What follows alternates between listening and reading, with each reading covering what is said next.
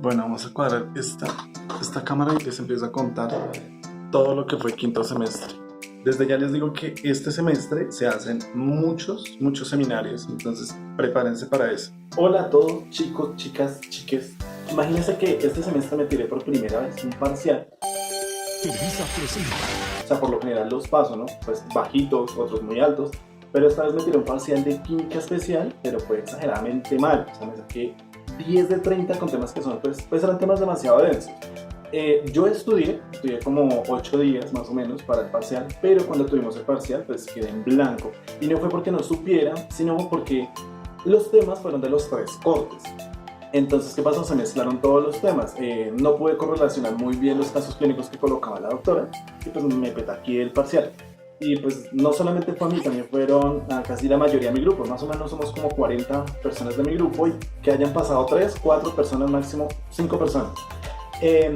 La doctora el día que entregó los parciales nos metió una vaciada, dijo que se sentía decepcionada, nos dijo que éramos mediocres, que se sentía muy triste y pues yo pienso que tiene razón, ¿no? Creo que nos faltó exigirnos también un poquito más a nosotros mismos. Sucede pues que uno al final de corte ya está vuelto nada, ya no quiere nada, ya quiere salir, ya está cansado de trasnochar, ya está mamado de todo. Y sucedió que la doctora nos dio pues muy poquito tiempo para el parcial, pues digamos que nos da 40 minutos para 30 preguntas, pero un caso clínico es demasiado extenso. Entonces, por ejemplo, el caso clínico era de un paciente que podía tener un síndrome metabólico, una diabetes gestacional y también podía tener una acidosis metabólica. Entonces, para poder dar el diagnóstico, pues tocaba mirar la presión arterial, la talla, el peso, los niveles de glucosa, validar los gases arteriales y además las opciones de respuesta para el caso clínico eran como 10 diagnósticos para un solo caso clínico.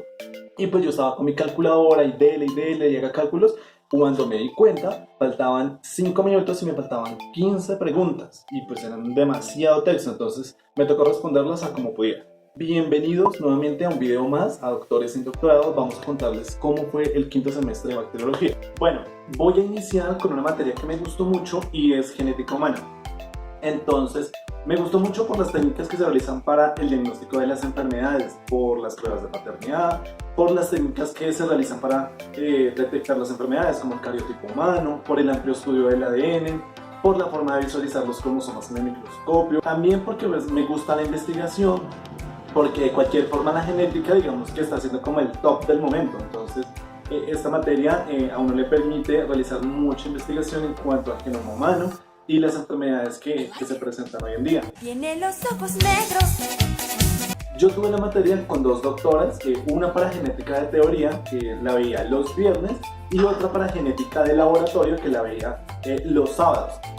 En esta materia no se ve correlación, pues ya que los casos clínicos los vemos en resumen, pues en las prácticas que realizamos en el laboratorio, cuando diagnosticamos, y pues para poder diagnosticar hay que ver la fisiopatología completa de la enfermedad, es decir, la causa, en dónde se genera, por qué se genera.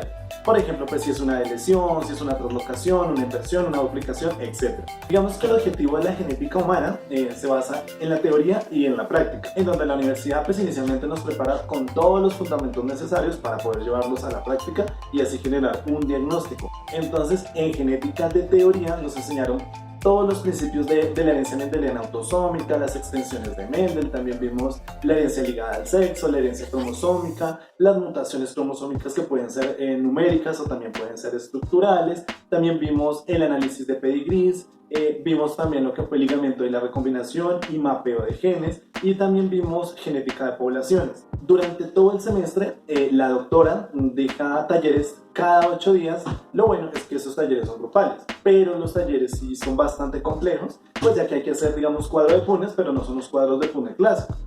Aquí se hace mucho cálculo de probabilidad y a medida que avanza el semestre también avanza el cálculo porque pues cada vez es más y más complejo la forma de realizar la probabilidad y el cálculo. Cuando vimos las teorías cromosómicas como las de Thomas Hunt, aplicamos lo del ligamento genético y la recombinación. Y para esta teoría pues uno hace el mapeo genético para asignar digamos un lugar específico, por así decirlo, del gen en un cromosoma, y lo que uno hace es que calcula la distancia entre un gen y otro gen. Y calcular esta distancia es bastante complejo a mi parecer. De alguna forma, esto lo que permite calcular a uno es que entre más lejos estén los genes, pues es más probable que haya un entrecruzamiento, y entre más cerca estén, es más difícil que haya un entrecruzamiento. Se vendieron el agua, sí. Lo que ustedes van a ver en cuanto a mapeo genético son supuestos y las mediciones se hacen en centimorgan, que es la medida que dice que cada 1% de recombinación equivale a un centimorgan. Es decir, en esta medida es que ustedes van a hacer los cálculos. También ustedes van a ver el efecto que ocurre sobre el entrecruzamiento entre loci. Por ejemplo, cuando vean genes ligados van a ver cómo en las fases de acoplamiento y cómo es la fase de repulsión. Porque después van a ser entrecruzamientos entre 3 locis ligados, por ejemplo. Y todo esto es, pues son muchas fórmulas y de muchos cálculos de muchos autores. La doctora trataba de enseñarnos pues, de la forma más pausada y didáctica posible, pues por la complejidad de los temas. Yo veía, digamos que a muchos de mis compañeros, algunas veces aburridos, otras veces perdidos, y sobre todo porque la clase quedaba, la de teoría quedaba un viernes de 4 a 6 de la tarde. Entonces, pues imagínense un viernes de 4 a 6 de la tarde cuando pues la gente se quería rumbear, etcétera, etcétera. En genética de poblaciones, cuando vean la ley de Hardy-Weinberg, también van a hacer cálculos que les permiten entender la transmisión de los alelos de una generación a una siguiente población, por ejemplo, y se hace mediante una fórmula alélica. Esto es muy importante porque así es como se verifica si una población está en equilibrio o está en desequilibrio. Entonces se dice que si la población está en equilibrio, la población no evoluciona, pero si está en desequilibrio, la población evoluciona. En genética de poblaciones también van a ver las fuerzas que modulan la variación genética y las pruebas que se realizan para determinar la genética de conversión. Por ejemplo, la variabilidad que queda, se calcula el riesgo de la enfermedad, se usa en genética forense, también para estudios de ancestralidad, por ejemplo. Lo que más se les va a dificultar, creo yo, es cuando hagan el cruzamiento que puede ser de la F2 con F3, o, bueno, etcétera, lo que les coloque la doctora. Y aquí te piden el fenotipo, el genotipo, te piden de sacar el número de recombinaciones y luego te piden sacar el número de recombinaciones entre caracteres y rasgos que te van dando los ejercicios. Otro tema que es un poco denso es el problema de 3 puntos, porque este se hace cuando te piden medir 3 loci de un gen, por ejemplo. Luego van a echar más cálculo cuando les enseñen a sacar el coeficiente de coincidencia. Todo esto pues es para saber si habrá interferencia cromosómica en caso de haber un entrecruzamiento de una determinada región de un gen, por ejemplo. Todo este mundial de cálculo les va a permitir conocer el mapa genético del cromosoma para cuando lo tengan que ver en el laboratorio. Para cuando ustedes tengan que ver árbol genealógico, pues yo lo que les recomiendo es aprenderse bien las nomenclaturas y la simbología de la genética, porque la van a aplicar mucho en los árboles genealógicos. Dependiendo del doctor o la doctora que les toque, pues pueden utilizar la plataforma de BLAST para cuando vean el proceso de mapeo molecular. Toda esta información que les estoy contando les va a ayudar a educar al paciente, porque por medio de los pedigrís y de los árboles genealógicos, pues uno puede validar si una enfermedad va a ser heredable, digamos, de una generación a otra. En el laboratorio, una de las prácticas que más me gustó fue la de cariotipo humano. Bueno, antes de... En el laboratorio les piden prelaboratorios, postlaboratorios e informes.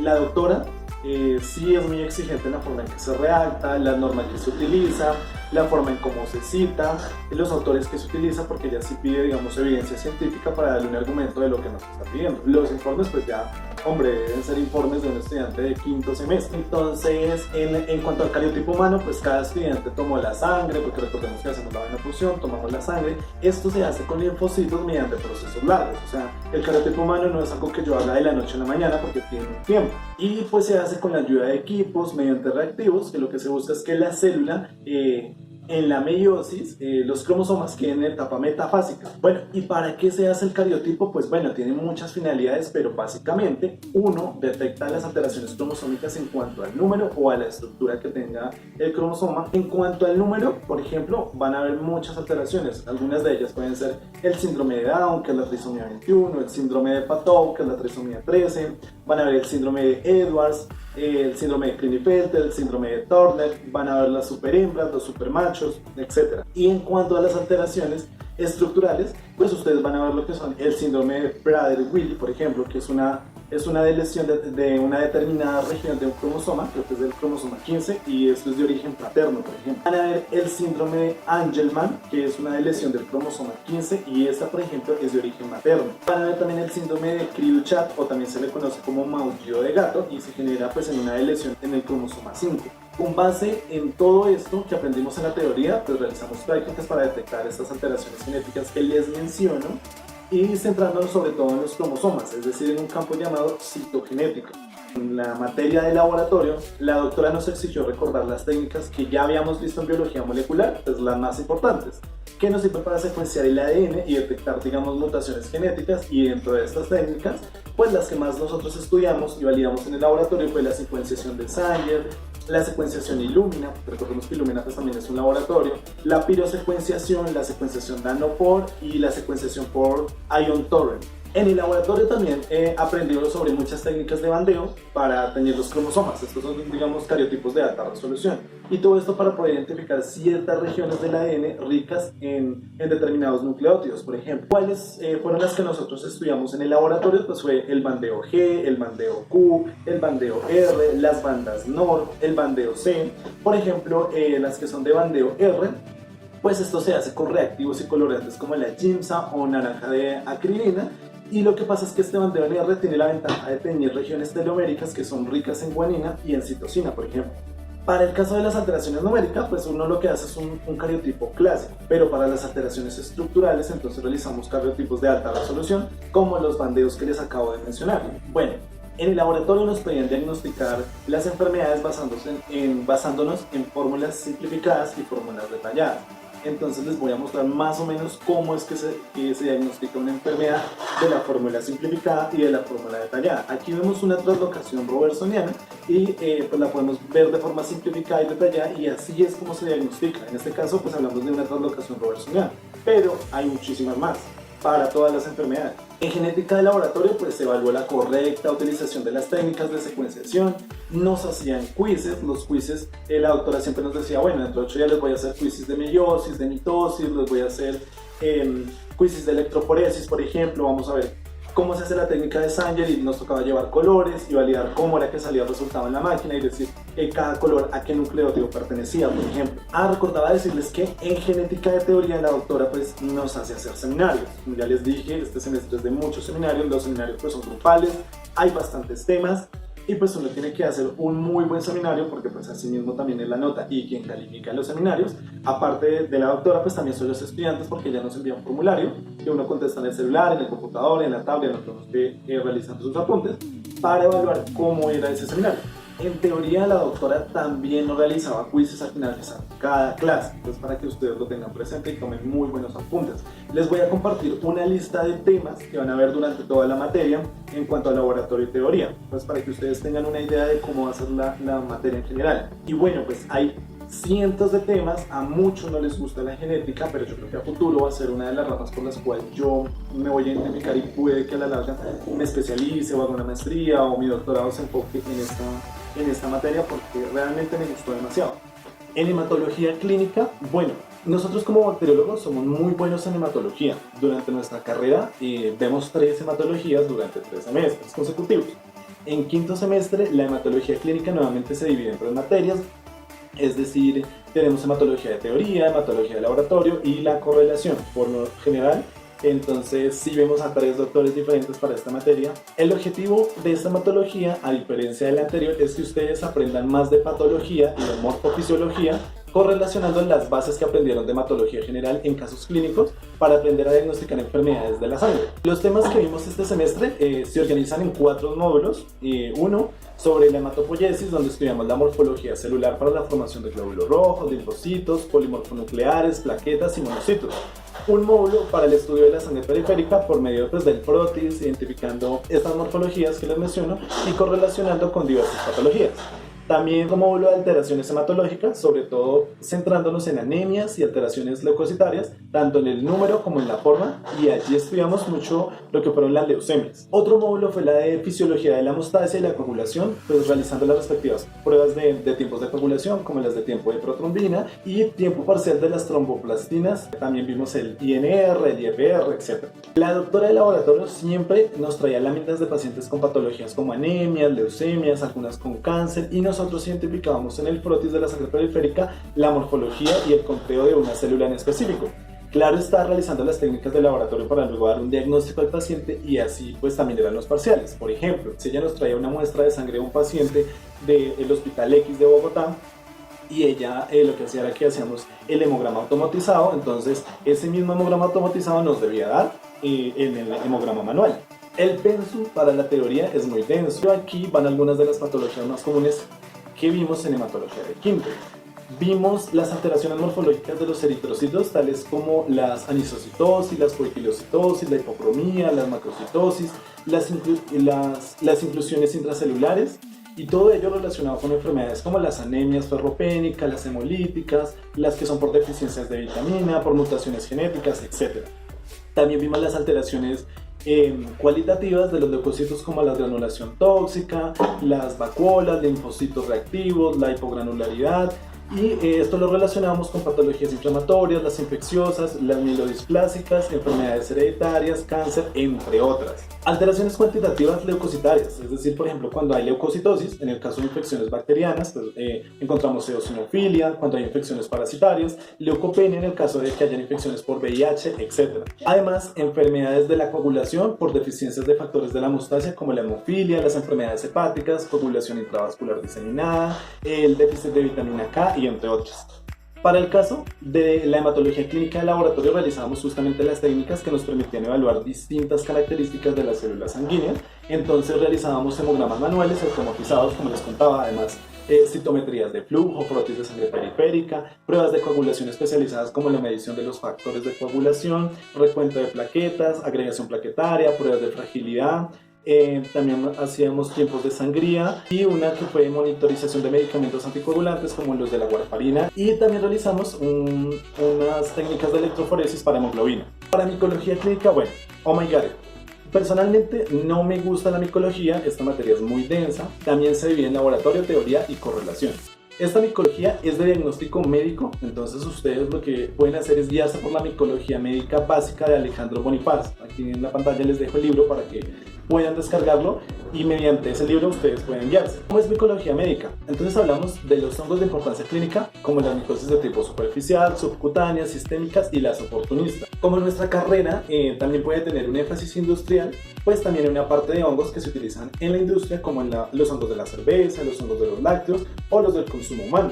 El procesamiento de muestras y en general el cultivo de hongos se realiza en un laboratorio de bioseguridad nivel 2, y pues se realizan utilizando las normas de bioseguridad y la protección contra los agentes, pues estos agentes que son infecciosos, ¿no? Bueno, hay cientos de hongos, pero se han detectado más o menos 50 especies que son patógenas. La clasificación más o menos es así como esta. Están los hongos superiores y los hongos inferiores, y digamos que los que tienen mayor importancia clínica son los hongos superiores. Los medios de cultivo cambian un poco al de las bacterias. Las condiciones de crecimiento también cambian. El examen más común que realizamos en el laboratorio es el directo de KOH. Las coloraciones, pues digamos que no son complicadas, pero sí es necesario tener buenos fundamentos sobre lo que hace el colorante en el hongo, ya que hay hongos que pueden ser dimórficos, y ustedes van a entender en la carrera por qué es importante. Yo les recomiendo mucho el orden en micología en cuanto a sus apuntes. En caso de que pronto anden confundidos o no entiendan muy bien la clasificación o las enfermedades infecciosas por los hongos, me pueden escribir en alguna red social y yo les puedo colaborar con algunos de los apuntes que yo tengo o con alguna explicación que yo tenga en el caso. En sí el tema es muy complicado y se ve que son pues cientos de nombres. Hay muchas enfermedades infecciosas por hongos, como por ejemplo la micosis que atacan las uñas, o las micosis que son oportunistas y que atacan algunos órganos del cuerpo humano, y esto se presenta digamos más que todo en pacientes que son infectocontagiosos o inmunosuprimidos. Aquí hay una clasificación clínica de la micosis. Esto es algo muy resumido, pero es algo para que ustedes tengan idea a lo que se van a enfrentar. En teoría los parciales pues son muy pesados. Digamos que la materia de micología de teoría, la doctora que nos dicta esta materia es de las primeras bacteriólogas que tuvo mi universidad, y pues ella tiene métodos muy ortodoxos para calificar, métodos muy ortodoxos para enseñar, y pues esto se le dificulta a uno el aprendizaje, y yo tuve ese inconveniente precisamente. En el laboratorio, bueno, uno siempre llegaba al laboratorio a describir el hongo de manera macroscópica y luego microscópica. Entonces uno lo que hace es identificar la estructura del hongo y validar si el hongo tiene esporas, si el hongo tiene hifas, pseudohifas, conidios, macroconidios, y junto con la correlación clínica pues, del paciente, uno puede dar un diagnóstico de qué enfermedad tiene el paciente, de qué micosis. Algo muy importante que yo resalto es la toma de muestra de las micosis, y precisamente porque quien toma las muestras pues somos nosotros los bacteriólogos. En el libro que yo les recomendé de Bonifaz, ahí encuentran cómo se toma la muestra y cómo se procesa y cómo se transporta la muestra de cada caso de micosis. Entonces pues ese manual digamos que es muy importante tenerlo en cuenta, porque igual el doctor o la doctora en el laboratorio también se los va a hacer leer y también les va a hacer aprender todo este tipo de cosas. Tuve la oportunidad de tomar una micosis cutánea de una compañera que tenía un hongo que le estaba afectando la piel. Entonces yo le hice la muestra, lo procesamos y lo identificamos en el laboratorio. Estas pruebas por lo general son de interés hacia la parte de dermatología, ¿sí? Entonces los dermatólogos me imagino que son muy expertos en micología. También tuvimos la oportunidad de analizar biopsias de tejido, porque en sí, pues las biopsias también van de la mano con la atención que nosotros realizamos a las muestras que le tomamos a los pacientes, ¿sí? Entonces vimos biopsias de tejido para estudiar las micosis oportunistas y algunas micosis subcutáneas. En química especial. Química especial también es una materia que se divide en tres, entonces van a haber 3 doctores diferentes para esta materia. En el laboratorio tuve la fortuna de estar con la doctora Judith Huérfano, pero tristemente la doctora ya no va a estar más en la universidad, así que tendré que hacerle un podcast puntual a la doctora porque ha sido una excelente profesional. Yo recuerdo que en tercer semestre la detestaba porque pues era un ogro completo, pero en quinto yo entendí por qué era así con nosotros, y básicamente es porque pues a uno le forma la personalidad, porque cuando ya estemos en un rural o estemos en las prácticas clínicas, pues no nos van a tratar de la mejor manera, o más bien esas prácticas clínicas se tornan pesadas, ya no le tienen una paciencia, ya no existe el ensayo y error. Entonces ella básicamente nos ha formado en ese sentido y yo le agradezco mucho. Bueno, la doctora que me dictó la teoría es sumamente exigente, es muy, bueno, ella era muy ortodoxa con nosotros o con mi grupo en general. En sus parciales o en los quizzes que hacía cada clase, porque ella hacía quizzes cada clase, entonces a veces uno ni siquiera alcanzaba a comprender el tema que nos había dado la clase y ya no lo estaba evaluando. Entonces uno debe tener agilidad, tomar buenos apuntes, estar focalizado en lo que uno necesita saber. Los temas que tratamos en teoría fueron acerca del sistema renal, el sistema endocrino, el sistema digestivo, el sistema urinario, el sistema reproductor y el sistema respiratorio. Entonces uno que ve en estos sistemas pues ve las fisiopatologías posibles en cuanto a las enfermedades que se pueden llegar a presentar en el ser humano, ¿no? Iniciamos viendo hormonas, luego pasamos a ver diabetes, o sea, todas las diabetes sabidas y por haber, además de los síndromes metabólicos, etc. En la mayoría de los casos, yo me guié por los criterios de diagnóstico y la historia clínica del paciente, porque en correlación, la historia clínica es la que uno analiza para poder sospechar de la enfermedad que tiene el paciente, porque puede tener muchos síntomas. Entonces hay que validar todos los parámetros que digamos que una guía requiera para dar un diagnóstico, como la edad, el peso, la talla. En el laboratorio, bueno, esto fue como manos a la obra, diagnosticar pacientes, y pues junto con la doctora Judith nosotros hicimos glucosa, pre y post, glicemia al azar, tolerancia oral a la glucosa, hicimos hemoglobina glicosilada, hicimos también la curva de la tolerancia oral a la glucosa. Validamos el índice OMA, el índice Quickie, observamos en qué casos y cómo se diagnostica la diabetes gestacional. También hicimos medición de hormonas, medición de enzimas. En caso de mujeres en embarazo, observamos cómo se analiza la hormona gonadotropina coriónica humana. En pacientes con enfermedades tiroideas, medimos TSH, T3, T4. Hicimos medición de aldosterona. En patologías adrenales, como estrógenos, LH y la FSH. En mujeres con ovario poliquístico. Y un tema que es muy interesante, que lo vi en correlación, fue acerca de la toma de muestras de los líquidos. Entonces a ti te enseñan qué profesional lo hace y en qué casos el bacteriólogo ayuda. Hay clínicas que utilizan, por ejemplo, al bacteriólogo para ayudar a tomar la muestra de líquidos cuando requiere. Hay otras en donde solamente lo hace el anestesiólogo, hay otros casos sí, donde lo hace el médico cirujano, bueno, en fin. Entonces nosotros observamos cómo se hacía la toma de muestra de los líquidos, como el líquido cefalorraquídeo, el líquido peritoneal, el líquido sinovial, el líquido pericárdico, el sudor, saliva, orina, y uno que es muy famoso en nosotros los hombres, que es el líquido seminal. Pero pues en el líquido seminal uno lo que valida en química es como el volumen, color, la licuefacción, la viscosidad, el pH, para patologías que han afectado el órgano reproductor masculino, por ejemplo. Hay temas muy complejos, porque básicamente aquí se reúne de nuevo lo que es anatomía, fisiología, patología, y pues a todo esto súmale las pruebas de laboratorio. Luego está, bueno, parasitología intestinal, también es una materia que se divide en 3, entonces van a haber 3 doctores diferentes para esta materia. Y bueno, básicamente, ¿qué observamos acá? Observamos protozoos intestinales, helmintos y parásitos oportunistas. Oigan, por primera vez en mi vida yo conocí una tenia y este parásito es enorme, es largo y es ancho también, ¿no? Resulta que las parasitosis intestinales son infecciones intestinales, valga la redundancia, pues que pueden producirse por la ingestión de quistes de protozoos, de huevos o larvas de los gusanos, que pueden darse por penetración de larvas por vías transcutáneas desde el suelo. Y digamos que estos parásitos tienen la capacidad de ingresar, puede ser desde los pies hasta los ojos. Digamos que ellos pueden hacer un recorrido por varios órganos. Entonces lo que se valida es la afectación del órgano y la cantidad de terminologías que uno utiliza para parasitología, porque el parásito puede ser endógeno o puede ser exógeno, ¿sí? Entonces, así mismo varía el caso clínico que estemos viendo del paciente. Esta materia primero se basa en comprender la terminología, luego aprender muy bien la clasificación, observar la morfología, digamos que validar el mecanismo de acción de los parásitos, analizar la parte inmunológica de los pacientes, investigar y entender la epidemiología y la prevalencia, porque esto les puede llegar a pasar que ustedes están en un rural, en sus prácticas cuando estén, y tengan que analizar y diagnosticar algún parásito que sea de importancia clínica y pues que sea de vigilancia epidemiológica, y esto les va a ayudar a generar reportes. A la larga, pues esto sirve para controlar una población en general, por ejemplo, poblaciones que son escasas de algún recurso como el agua, o que consumen agua contaminada, o que tienen cerdos en criaderos no adecuados, o que tienen vacas que no se han vacunado, etc. La teoría, a mi parecer, es muy pasable, digamos que es muy llevadera. La correlación sí son solo casos clínicos. O sea, yo recuerdo el día que llegué hasta el día que me fui, solo casos clínicos, y pues a uno lo que hacen es que le hacen hacer grupos de 5 personas, y ese grupo de 5 personas analiza un caso clínico y puede que le pregunten, por ejemplo, de este caso clínico, ¿cuál es la prevalencia? ¿Este parásito es endógeno o es exógeno? ¿Este parásito qué infección genera? ¿Este parásito cómo genera el resultado en el hemograma? ¿Este parásito? Bueno, pueden ser cientos de preguntas que puede hacer la doctora a los profesores que a ustedes les toque. Entonces, en correlación son muchos casos clínicos, muchos pacientes, muchos diagnósticos, y pues yo tuve que aprender a trabajar en grupo. A veces no es tan fácil porque a veces me toca uno con grupos que son muy conflictivos, no trabajan tardes, les pasan mil cosas, y pues uno entiende, pero a veces pues las cosas tienen un límite, ¿no? Los laboratorios sí fueron muy agradables porque la doctora es un amor. Ella no se complica absolutamente por nada. Lo único que ella exige es que aprendas y que te prepares para un buen rural. Hicimos examen de heces fecales partiendo de que uno hace lo que el médico requiere, ¿cierto? Puede ser un coprológico o un coproscópico, por ejemplo. En el coproscópico, por ejemplo, uno determina pues el pH, azúcares reductores, o algo muy importante que es la presencia de sangre. Entonces, la presencia de sangre oculta en heces fecales.